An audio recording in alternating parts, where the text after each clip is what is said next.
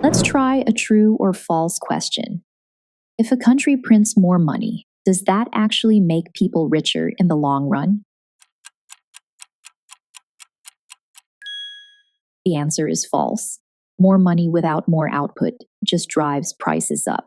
In this video about productivity, inflation, and unemployment, you'll learn what productivity is, why it drives living standards, what inflation is, how money growth fuels it, and why inflation and unemployment can diverge in the short run.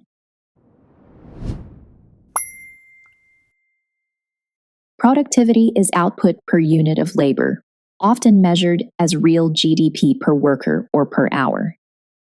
Economies with higher labor productivity tend to enjoy higher real incomes and living standards. Think of it like a chain. When people have better tools, better skills, and better organization, productivity goes up. Higher productivity means more output per person, so real GDP per capita rises. That's the foundation. For example, a factory invests in training and better machines. A worker's output rises from 10 to 12 units per hour. With more value per hour, firms can pay higher wages and society can consume more. However, printing money doesn't create goods. If money grows persistently faster than output, too much cash chases too few goods. Prices rise. Purchasing power falls. That's inflation. Inflation is a continuous increase in the overall price level, which reduces the value of money. One key long-run driver is excessive growth in the money supply. So far, we've defined productivity, linked it to living standards, and clarified that inflation reflects rising prices, which often occurs when the supply of money increases faster than the production of goods and services. Ready to lock it in?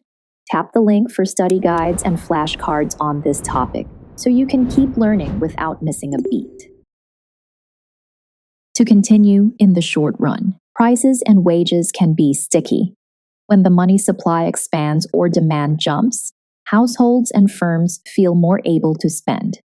Demand for goods rises. As demand increases, firms expand production and hire. Output rises, unemployment can fall, and prices climb. This creates a short-run trade-off, called the Phillips Curve. Higher inflation often pairs with lower unemployment as the economy moves along this relationship. Let's walk through it step by step. Extra spending shifts aggregate demand to the right. Firms then raise output and prices. Jobs increase, unemployment drops, and eventually inflation emerges. However, in the long run, money is neutral.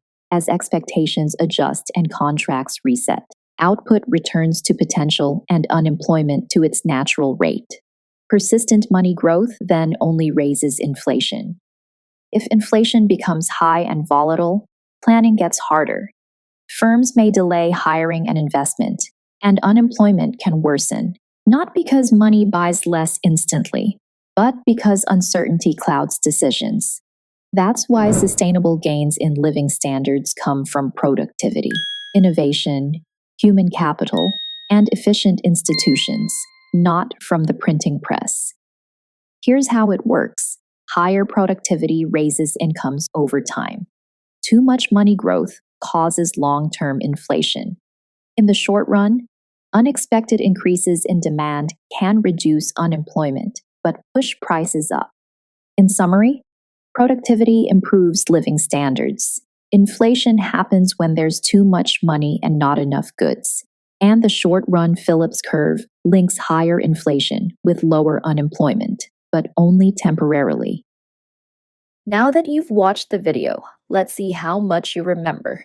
Head to the link in the description where you'll find Quizlet, content made just for you.